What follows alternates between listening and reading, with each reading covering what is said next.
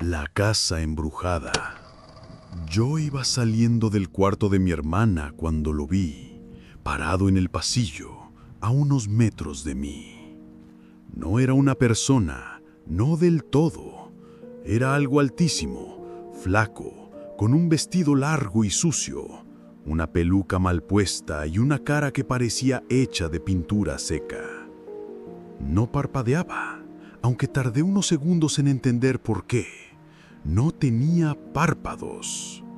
Me quedé helada, con la espalda pegada a la pared, y él solo me miraba, como si también estuviera sorprendido de verme, o como si no supiera aún si debía atacarme. Después simplemente dio media vuelta y subió las escaleras de la azotea corriendo, levantando las piernas exageradamente, como si estuviera marchando, como un payaso triste. Esa fue la primera vez, y todavía no sabíamos que la casa estaba viva. Me llamo Camila, y esto me pasó cuando tenía 9 años. Vivíamos en un departamento pequeño en Monterrey, pero mis papás encontraron una casa barata, en una colonia tranquila, demasiado tranquila según recuerdo. No era nueva, no para todos, pero sí para nosotros. Era una casa adjudicada, de esas que el banco recupera y revende porque los anteriores dueños no pudieron pagar. Mis papás decían que era una oportunidad, que por fin íbamos a tener más espacio, que tendríamos un patio, una azotea, mi hermana su propio baño. Pero desde que llegamos, algo no me gustaba.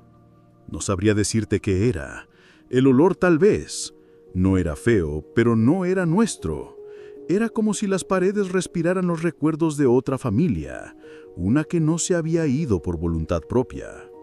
Los vecinos fueron amables, demasiado. Nos traían comida, se ofrecían a ayudar, y una señora mayor con el pelo blanco nos dijo bajito algo que no entendimos del todo en ese momento. Ojalá que los dueños no regresen. No eran buenas personas. Mis papás sonrieron, incómodos, y cambiaron de tema. Pero después entendimos que todos los vecinos estaban aliviados de que otra familia viviera ahí, como si la casa hubiese estado esperando mucho tiempo, demasiado. Al principio todo fue normal, tan normal como puede ser mudarte a una casa que se siente ajena, que tiene rincones con polvo que no es tuyo, manchas en las paredes que nadie sabe explicar, y un silencio tan profundo que a veces puedes escuchar tu propia respiración rebotando por los pasillos. Yo no dije nada, no quería preocupar a mis papás, ni arruinarles la ilusión, pero desde el primer día tuve miedo. Miedo real, de ese que se te queda en el estómago y no sabes por qué. Luego me enteré de lo que había pasado. Los dueños anteriores no se fueron, los sacaron. El banco los echó con todo. Sus muebles, sus fotos, sus ropas. Todo quedó tirado en la banqueta. Y dicen que ellos gritaban que eso no era justo, que la casa era suya, que alguien más debía pagar, no ellos. Mi papá siempre decía que eso no tenía nada que ver con nosotros, que nuestra compra era legal, que no había razón para sentir culpa.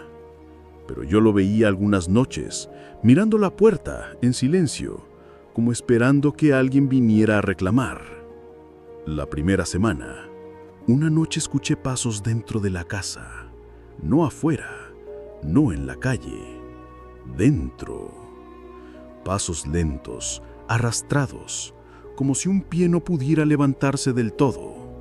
Pensé que era mi hermana Odette, que tal vez iba al baño. Me asomé, pero su puerta estaba cerrada. Los pasos se detuvieron justo frente a la mía. Me tapé con las cobijas y cerré los ojos fuerte.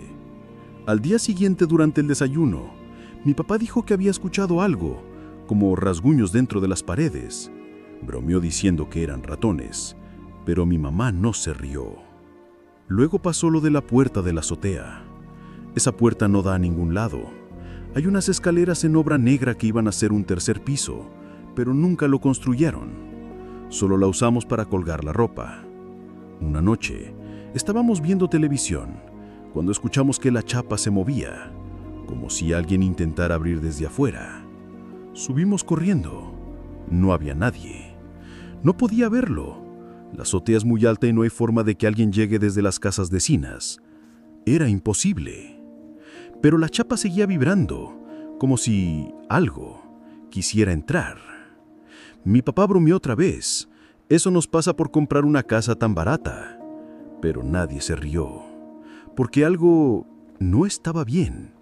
Y apenas era el comienzo. Entre semana, mis papás me recogían de la escuela y me llevaban al trabajo de mi mamá.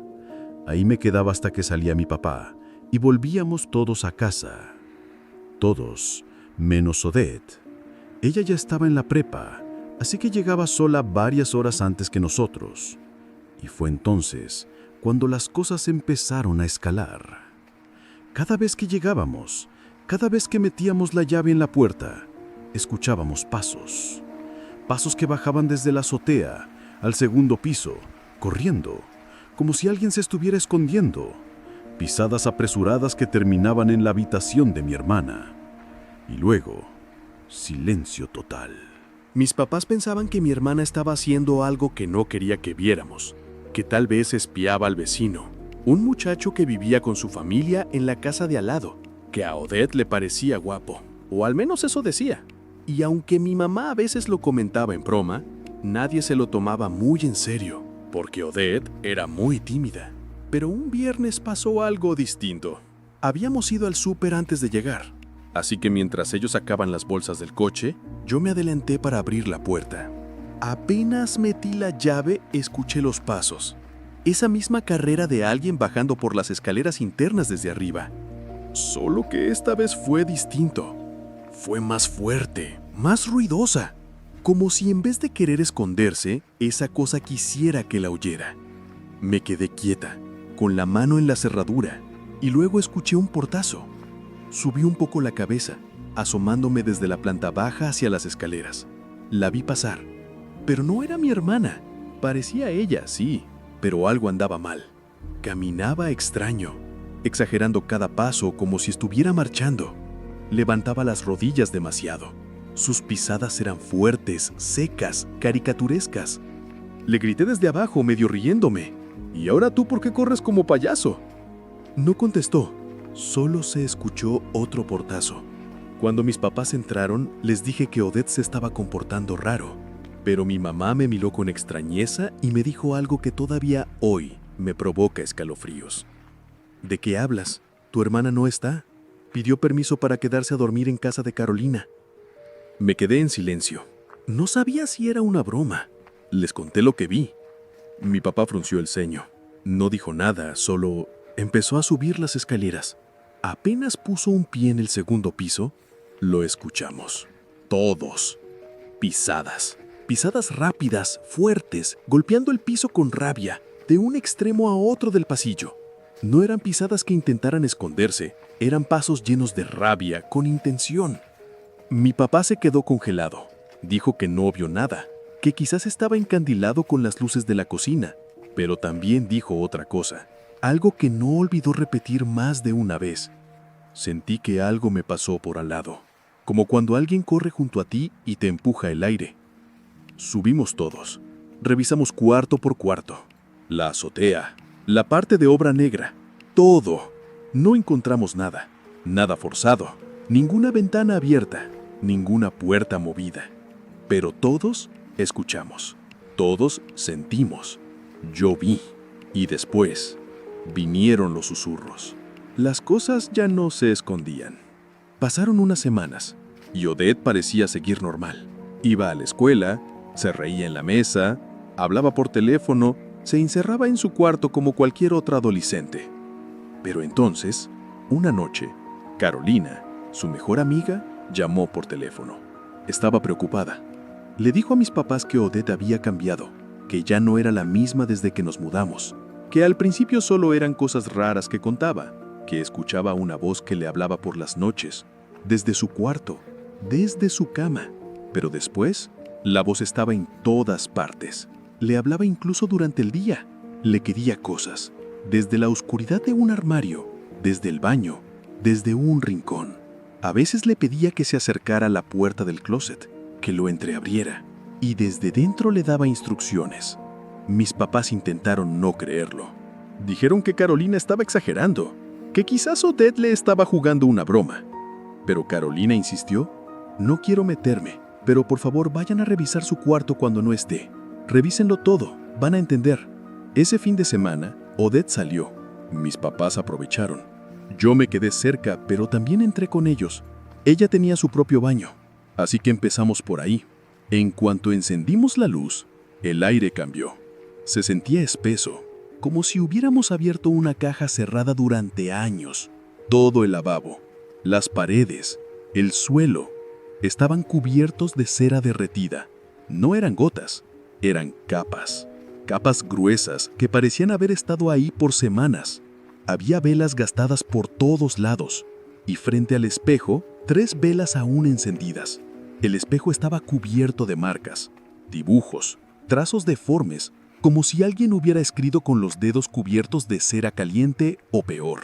Símbolos que no puedo recordar del todo, que mi memoria parece haber borrado por su cuenta. Cuando Odette volvió, mis papás la enfrentaron. Al principio lo negó todo, pero luego se echó a llorar. Dijo que escuchaba una voz que la amenazaba, que le pedía cosas, que no podía dejar de hacerle caso, que si dejaba de obedecerla, algo iba a pasarnos a todos, pero sobre todo, a mí. Suplicó que no apagaran las velas frente al espejo. Dijo que las necesitaba. Dijo que si se apagaban, ella, la que vivía en el otro lado, se quedaría atrapada aquí, y que si se quedaba, vendría por mí, por Camila. Después de eso, mis papás decidieron que lo mejor era mandar a Odette unos días con nuestra abuela. Ella vivía con un tío que era psiquiatra, así que estaría cuidada, atendida, lejos de esa casa que la estaba descomponiendo por dentro. Nos prometieron que estarían al tanto de todo, que no debíamos preocuparnos. Esa misma noche, luego de dejarla allá, mis papás apagaron las velas. Yo me quedé limpiando el baño, raspando la cera vieja con una espátula mientras ellos bajaban a tirar la basura. Y fue entonces que lo escuché. Muy bajito. Un sonido viscoso, casi como el roce de carne contra losetas. Algo que se arrastraba saliendo de debajo de la cama, detrás de mí. Sentí que todo mi cuerpo se congelaba. Quise correr, gritar, salir corriendo escaleras abajo, pero me quedé quieta, como si algo invisible me agarrara los tobillos. Mi única reacción fue voltear hacia la puerta. Me forcé a dar un paso, aunque fuera arrastrando un pie. Lo hice. Salí del baño con la mirada clavada en el pasillo y ahí estaba, parado, a unos metros, mirándome. Era muy alto, delgado, con el mismo vestido viejo de antes, descolorido, lleno de manchas. Llevaba puesta una peluca mal colocada, como si se lo hubiera puesto a alguien sin manos. Y su rostro... ¡ay, Dios! Su cara era blanca, pero no de piel. Blanca como una máscara de yeso mal pintada, cuarteada en los bordes. Tenía la boca muy roja, con los labios pintados, pero la pintura se le corría por los lados, como si hubiera mordido algo sangrante, o alguien. Y sus ojos no tenía párpados. Me miraba sin parpadear, sin moverse, con una expresión que no era ira, ni ternura, ni tristeza. Era sorpresa, como si no supiera cómo me había encontrado ahí, como si yo fuera el error. Y en ese momento se echó a correr. Subió por las escaleras hacia la azotea, levantando las rodillas demasiado alto, con un ritmo mecánico, grotesco, como si marchara. Yo no recuerdo nada más. Me desmayé. Lo siguiente que recuerdo es despertar en la sala con mi mamá sentada a mi lado, pasándome un trapo húmedo por la frente, y mi papá dándome aire con una carpeta. Les conté todo. Les dije lo que vi, cómo caminaba, cómo olía, cómo me miró. Mi mamá palideció. Se giró hacia mi papá y con la voz rota le dijo: «¿Ves? Te dije que eso está aquí. No soy yo». Y entonces nos contó algo que había guardado en secreto, que ella también lo había visto, que lo había sentido pasar por el pasillo, que lo había escuchado susurrar su nombre, pero no quiso asustarnos. Solo se lo había contado a mi papá, y él no le creyó, hasta ese momento, hasta que me pasó a mí. Fue entonces que entendimos que si esa cosa necesitaba las velas para ir y venir, ahora que estaban apagadas, se había quedado atrapada, aquí, con nosotros. Mis papás se quejaron con la agencia de bienes raíces. Llamaron, escribieron, insistieron. Querían saber si algo había pasado en la casa, si los anteriores dueños habían tenido problemas, si había alguna historia que nadie nos contó.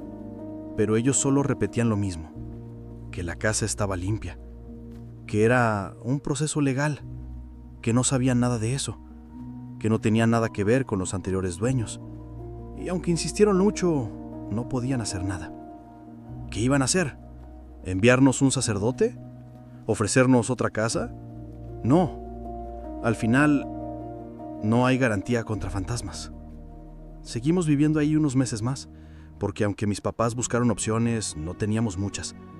No podíamos simplemente salir corriendo, pero con el tiempo nos fuimos. Nos mudamos a otro lugar, más caro, más pequeño, más seguro. Esa casa quedó sola. Mis papás intentaron venderla, pero no hubo suerte. Así que empezaron a rentarla, a un precio bajo, muy bajo. Nadie se quedaba. La gente firmaba contrato por 1 año y se iba a los 2 o 3 meses. Algunos simplemente abandonaban las llaves y se marchaban sin cobrar el depósito. Nadie daba razones claras.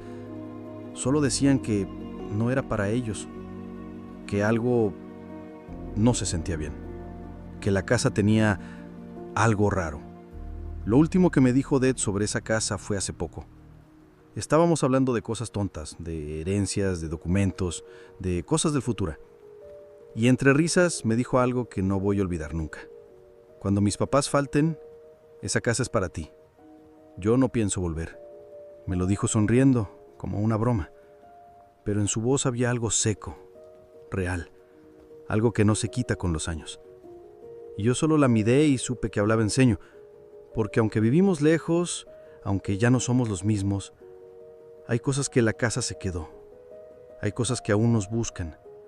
Y a veces, por las noches, cuando apago la luz, pienso en ese momento, en esos ojos sin párpados, mirándome como si no entendiera por qué yo podía verlo.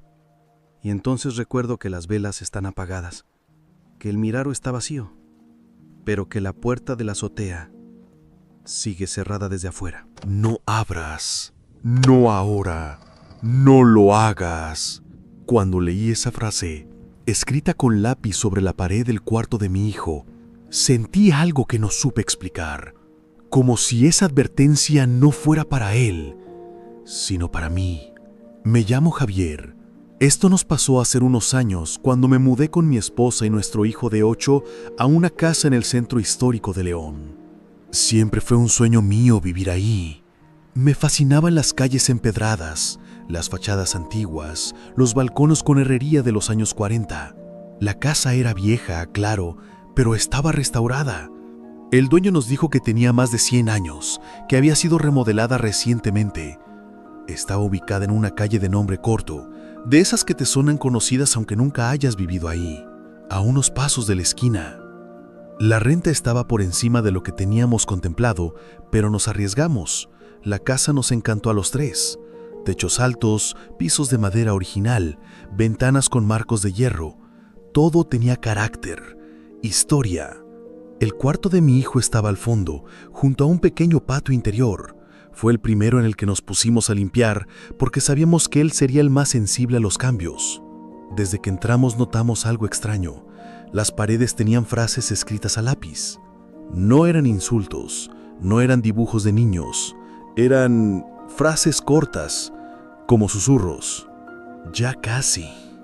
No abras. Es de noche. Al principio pensamos que eran restos de algo viejo, frases de otra familia, quizás una especie de juego. Intentamos borrarlas, pero no se iban. Usamos goma, agua, detergente, nada. Entonces decidimos pintarlo. 2 manos de pintura blanca. Todo quedó perfecto. El cuarto se veía limpio, el color brillaba con la luz de la tarde. Esa noche dormimos tranquilos. La primera en la casa. Pero a la mañana siguiente, cuando entré al cuarto de mi hijo, me quedé helado.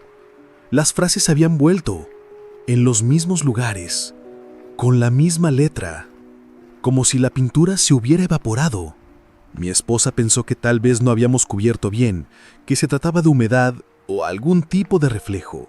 Decidimos lijar la pared, La dejamos completamente lisa. Volvimos a pintar, esta vez con una base selladora, 2 capas. La pintura se secó bien. Durante el día todo parecía en orden, pero al despertar, las frases estaban otra vez allí, solo que ahora eran distintas, más largas, más urgentes.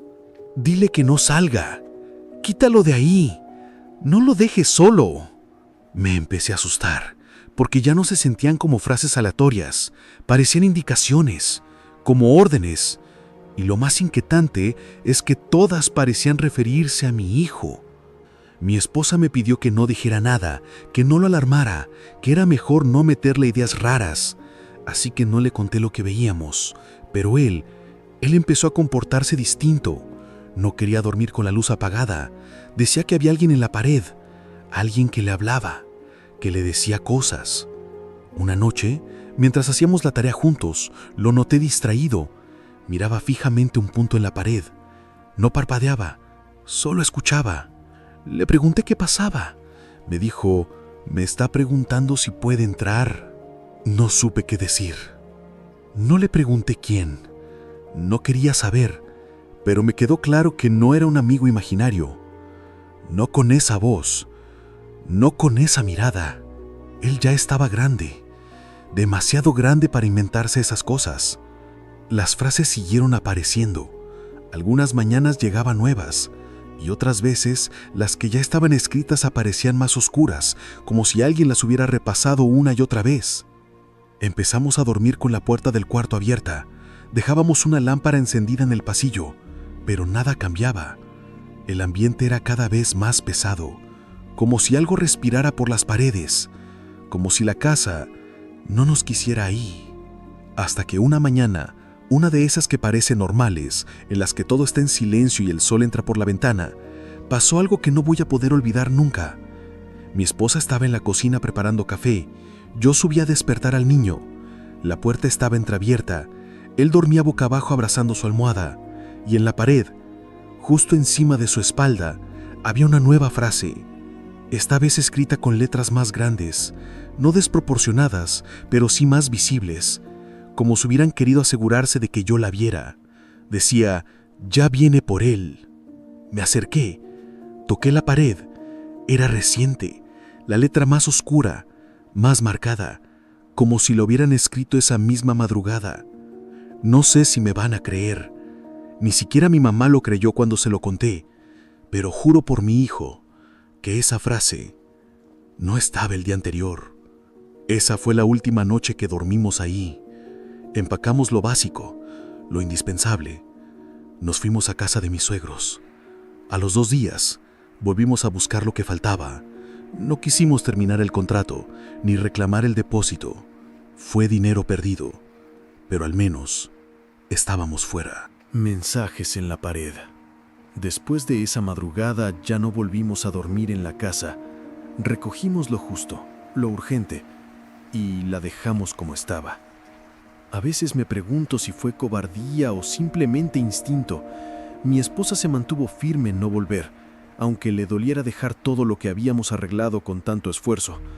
Pero yo no podía dejar de pensar en esa última frase. Ya viene por él. ¿Quién? ¿Qué cosa podía venir por mi hijo si estábamos solos? Si nadie había entrado, si las ventanas estaban selladas y no había marcas en las puertas, si la alarma nunca sonó. No tenía sentido, pero la sensación sí estaba, como un aviso, como una cuenta regresiva. Pasaron meses antes de que pudiera siquiera hablar del tema. Mis suegros nunca nos preguntaron demasiado. Agradecían que estuviéramos con ellos y respetaban nuestros silencios. A veces mi suegra me preguntaba si íbamos a pelear por el contrato, si íbamos a intentar recuperar la fianza, y yo solo respondía que no valía la pena. La casa se quedó vacía. Tiempo después, un amigo que vive cerca me dijo que finalmente alguien la había rentado de nuevo. Una pareja joven, sin hijos. Le deseo suerte, o más bien le deseo que nunca vean las frases, porque estoy convencido de que no aparecen para todos, solo para quien debe leerlas. He pensado mucho en eso, en qué significaban esas palabras. Algunas eran advertencias claras, pero otras eran como órdenes para mí, como si alguien del otro lado hubiera estado intentando proteger a mi hijo, como si una voz sin cuerpo se hubiera quedado atrapada en las paredes, desesperada por ayudar, y la única forma de hacerlo fuera escribiendo, porque si lo piensas bien, ninguna frase nos pedía quedarnos, ninguna decía «todo está bien». Todas eran avisos, ruegos, intentos por evitar algo, como si la casa estuviera viva pero dividida, una parte de ella queriendo expulsarnos y otra tratando de salvarnos. Me pregunté muchas veces si esas frases eran de alguien que vivió ahí antes, alguien que perdió algo, que perdió a alguien, que intentaba evitar que otra familia sufriera lo mismo. A veces me siento culpable por no haber entendido a tiempo, por no haber actuado antes, porque tal vez si hubiéramos hecho caso desde el primer mensaje, nunca habríamos llegado a ese punto. Mi hijo no volvió a hablar del tema, no preguntó por la casa, no pidió regresar, nunca mencionó a la voz otra vez, y yo lo dejé así, como si todo hubiera sido un mal sueño, aunque en el fondo sé que no lo fue. Una noche, meses después, ya viviendo en nuestro nuevo departamento, lo escuché murmurar dormido. Me acerqué, le hablé bajito, le dije que todo estaba bien, que estábamos a salvo, que nadie iba a venir. Él no despertó, pero entre dientes, casi sin voz, dijo algo que todavía me eriza la piel. Dijo, ya no está en la pared. Solo eso, como si supiera que esa presencia, esa conciencia, se había ido o se había movido. No lo entendí del todo, pero en el fondo lo acepté, como una despedida, como si algo hubiera terminado, como si quien fuera que escribía esas frases ya no necesitara hacerlo. Esa fue la última vez que hablamos del tema. Mi esposa me dijo que era mejor así, que si no lo nombrábamos no volvería, que algunas cosas se alimentan de atención. Pero yo no puedo dejar de pensar en que quizás hay casas que solo están esperando a alguien nuevo para escribirle otra vez. No sé quién vive allí ahora. No me atrevo a pasar por esa calle. A veces la busco en Google Maps, solo para ver si sigue en renta, si la fachada ha cambiado, si alguien sube alguna foto. Pero no. Siempre se ve igual. Igual de antigua, igual de gris. Como si la casa supiera esconder lo que lleva dentro. Y si alguna vez me preguntaran si me arrepiento, si volvería atrás, diría que no, porque nos fuimos a tiempo, porque entendimos el mensaje antes de que fuera demasiado tarde, y aún así, aún con todo lo que hicimos, no puedo evitar mirar las paredes por las mañanas, solo para asegurarme de que siguen limpias. El armario. Si escuchas el clic, no te acerques, no preguntes, solo sal y cierra la puerta. Me llamo Teresa y vivo en Guadalajara. Esto que voy a contarte ocurrió hace unos años cuando compramos la casa en la que todavía vivimos. No es enorme, ni antigua en el sentido romántico. Es una casa rara, de esas construcciones de los años 50 que han sido parchadas una y otra vez con reformas improvisadas. Tiene pasillos que terminan de golpe en paredes, puertas que no combinan entre sí, techos que cambian de altura sin ninguna razón aparente. El dueño anterior, cuando nos la mostró, se rió. Dijo que era una casa con personalidad, que por eso los planos nunca cuadraban. Yo también me reí, pero esa risa se me borró muy rápido. Algo me incomodaba, como cuando abres un cajón y notas que el fondo es más profundo de lo que debería. Aún así nos encantó. Está cerca del centro, es fresca, la calle es tranquila y los árboles grandes le dan sombra todo el día. Lo que más me gustó fue una habitación en la planta alta. Quería convertirla en mi estudio de costura. Era perfecta. Entraba luz por la tarde y tenía un librero empotrado de madera antigua, muy antiguo, con una capa de polvo tan pareja que parecía pintada. Un sábado, ya instalados, Decidimos desmontarlo para pintar esa pared. Y fue entonces que lo encontramos. Detrás del librero había una corriente de aire frío, como si hubiéramos abierto una puerta a otro ambiente. Al fondo, un armario empotrado que no aparecía en los planos. No tenía perillas, solo un cerrojo oxidado, de esos que se usan para asegurar la puerta desde uno de los lados. Las marcas en la madera eran extrañas, como si alguien la hubiera forzado alguna vez desde dentro. Al abrirlo, el olor fue lo primero que me golpeó.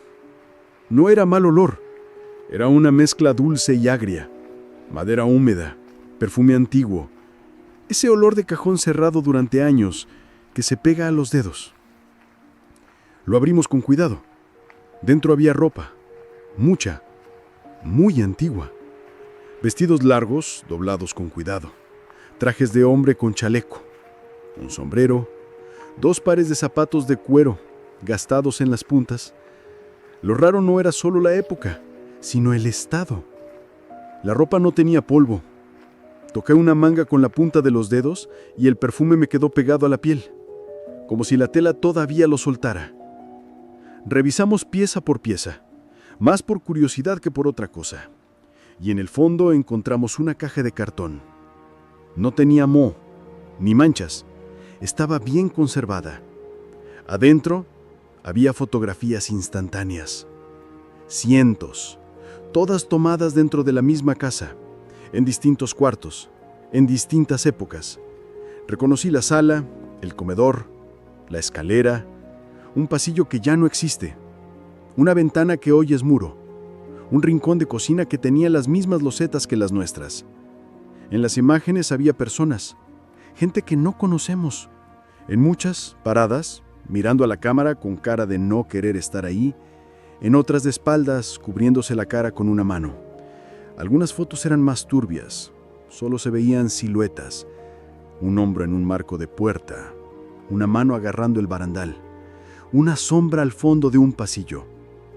Pero lo que más nos inquietó fue que en más de la mitad de las fotos, en algún rincón, aparecía la misma sombra, alta, estirada, como si alguien que no quería ser visto, estuviera parado justo fuera del encuadre y el flash apenas lo alcanzara a dibujar.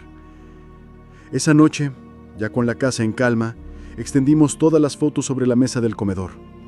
Intentamos ordenarlas, clasificarlas. Nos dimos cuenta de que algunos objetos se repetían. Un sillón que ya no está, una lámpara de pie, un cuadro de flores que no venía con la casa. Y entonces notamos otro detalle. Algunas fotos mostraban habitaciones desde ángulos que hoy no existen, como si hubieran sido tomadas en otra versión de la casa, más antigua, más grande. En una de ellas, por ejemplo, se veía una escalera que no está, y detrás de una mujer de espaldas, un pasillo iluminado donde hoy solo hay pared. También vimos que muchas tenían pequeñas escrituras en los bordes, códigos, fechas, iniciales, T710, D6 AM, como si alguien las hubiera registrado cuidadosamente. En el reverso de una, escrito con pluma azul, solo decía 26, 12, 26. No sabíamos qué significaba, ni queríamos averiguarlo. Decidimos guardar todo de nuevo en la caja, para que no se maltrataran, y la pusimos encima del armario. Ya que ese cuarto sería mi estudio de costura, coloqué algunos contenedores de plástico donde guardaba hilos y telas. Cerramos el armario con llave. Mi esposo colocó un mueble pesado frente a la puerta. Sí, ambos sabíamos que no era solo por seguridad, era por otra cosa, por algo que no sabíamos nombrar. Queríamos asegurarnos de que no pudiera abrirse desde adentro. Esa noche no dormí bien. El perfume me quedó en la nariz, dulce y agrio, como si la tela todavía estuviera fresca. A la mañana siguiente, fui al estudio a probar mi máquina de coser. Sentí el cuarto más frío que el resto de la casa. No era algo que pudiera medir, pero lo notabas. Me acerqué al armario y vi que el listón de satín que había colgado de la chapa se movía, apenas, como cuando llega una corriente de aire. pero no había ventanas abiertas, no había viento. Fue muy leve, como un suspiro contenido. A la semana siguiente, una tarde subí con café para avanzar con unos retazos que estaba cosiendo. Siempre pongo música bajita en el teléfono. Juan Gabriel, casi siempre. Estaba en eso cuando lo escuché. Un clic, breve, seco, como el sonido de una cámara de fotos. Me detuve. Miré el celular, pero estaba en modo avión. No había notificaciones, no había nada. Esperé. No se repitió. No se lo conté a mi esposo. No quise sonar exagerada. Esa misma noche, después de cenar, me dio curiosidad revisar otra vez las fotos. Fui por la caja. Las extendí sobre la mesa del comedor. Empecé a contarlas. Una más. Había una foto nueva. Lo supe en cuanto la vi. No era antigua. No tenía la misma textura que las demás. Era reciente, borrosa, torcida, como tomada con prisa. No salía yo, pero era nuestra sala actual, con nuestro sofá azul. La foto estaba tomada desde la escalera, desde arriba, como si alguien o algo la hubiera tomado bajando. No le dije nada a nadie, solo la metí de nuevo en la caja. Cerré bien, subí al estudio. Clavé el armario otra vez y bajé el mueble pesado. Le puse más peso encima. No quise explicarlo, solo lo hice. Al día siguiente, mientras tendía unas telas, sentí otra vez la diferencia de temperatura, como si el aire del cuarto respirara. En la tarde calor, en la noche frío. Ese perfume antiguo seguía ahí, como sudando de la madera, como si el armario transpirara recuerdos. Una noche, sentí que el piso vibraba levemente. Pensé que era un camión pasando afuera, pero no, era muy tenue, como un temblor suave. Clavé la mirada en la bisagra del armario y noté que una de las esquinas estaba un poco separada, como si la madera se hubiera hinchado, como si algo estuviera empujando desde dentro. No me atreví a tocarlo, no ese día. Un domingo vinieron mis suegros a comer. Yo subí platos al estudio porque usamos esa mesa también para apoyar cosas cuando la cocina se llena. Mi suegra se quedó parada frente a la puerta. «Qué bonito tu estudio, hija», dijo. «Nada más que... tiene un olor raro, ¿no? Como a ropero viejo de viejita». Le dije que sí, que ya se iba a quitar. Ella se acercó al armario, puso la mano en la chapa y susurró.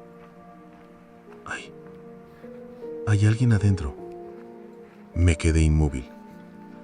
«¿Qué dijiste?», le pregunté. «Nada, hija, cosas mías». Ideas de señora. Dio un paso atrás, sonrió nerviosa y bajó con el primer pretexto. Me dejó sola.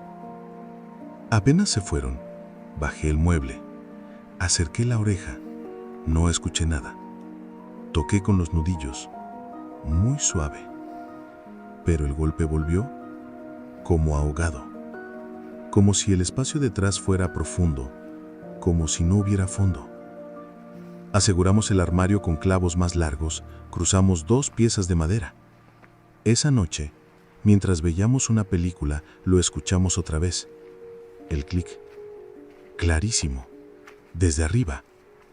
Mi esposo me miró, pausó la película, subimos. Todo estaba igual. La puerta cerrada, el mueble en su sitio, pero el aire olía más dulce, más fuerte. Al día siguiente, encontré otra fotografía. No en la caja, no en la mesa, debajo de un escalón, doblada, borrosa. Era una imagen de la sala, otra vez, pero esta vez con luz de atardecer. La foto estaba torcida, como si lo hubieran tomado corriendo, como si el fotógrafo hubiera querido huir. Se la enseñé a mi esposo sin decir nada.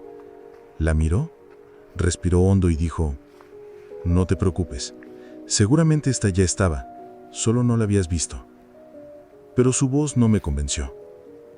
Esa noche, antes de dormir, le pedí que claváramos de nuevo la puerta. Ya estaba clavada, Pero lo hicimos otra vez, más abajo, con más tornillos. Agregamos una escuadra metálica en la esquina. No era solo por seguridad, era por paz mental. Pasaron semanas sin novedad. Pero empecé a hacer pequeños cambios. Dejé de dejar tela sobre la mesa, cerraba las cortinas más temprano, no colgué espejos frente al armario.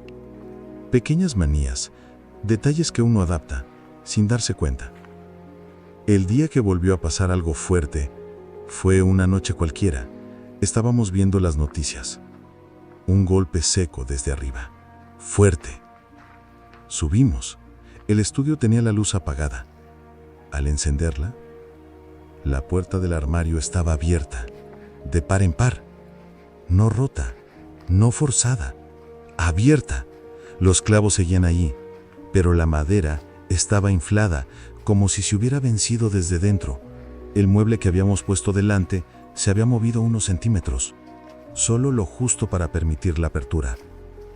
En el suelo estaban las prendas antiguas y las fotos, extendidas, no tiradas, extendidas, como si alguien las hubiera acomodado con cuidado. Mi esposo se agachó sin decir nada, las recogió rápido, las guardó en la caja, cerró el armario.